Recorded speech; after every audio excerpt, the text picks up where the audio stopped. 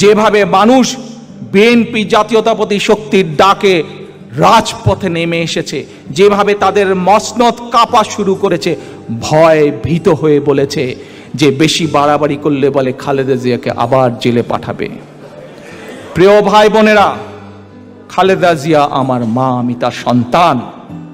আজ শেখ হাসিনা যেই কথা বলেছে খালেদা জিয়াকে জেলে পাঠাবে, আজ আপনাদের সামনে এবং সোশ্যাল মিডিয়ার মাধ্যমে যারা সংযুক্ত আছেন প্রতিটি মানুষের কাছে আমি শুধু একটি কথা বলবো, শেখ হাসিনার এই জবাব আমি দেব না। শেখ হাসিনার এই জবাব আমি বিশ্বাস করি দেশনেত্রী খালেদা জিয়া হচ্ছেন গণতন্ত্রের নেত্রী, বাংলাদেশের সাধারণ মানুষের নেত্রী।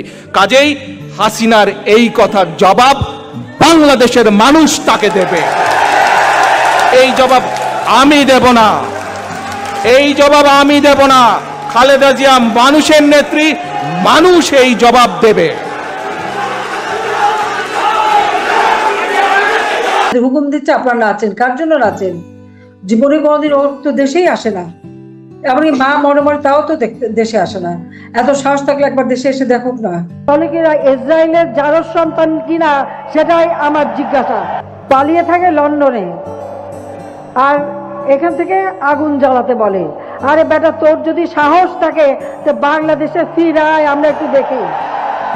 It is the reality যে তারেক রহমান ফেরত আসবে and you'll see more of Tarique Rahman. এবং তারেক রহমান কি রাজনীতি করার অধিকার রাখে কি রাখে না এটা জনগণ ঠিক করবে। যেদিন বাংলাদেশে তারেক রহমান নামবে সেদিনে দেখা যাবে যে বাংলাদেশে কি হয় না হয়। মাফিয়া নেত্রী, মাফিয়া শেখ হাসিনা কয়েকদিন আগে বলেছে বিএনপির অবস্থা নাকি হেফাজতের মতন হবে। আজ এই মঞ্চে দাঁড়িয়ে আমি কয়েকবার বলেছি যে যেদিন ইনশাল্লাহ বাংলাদেশে জনগণের সরকার প্রতিষ্ঠিত হবে সেই দিন ওই বিডিআর হত্যাকাণ্ডের বিচার হবে।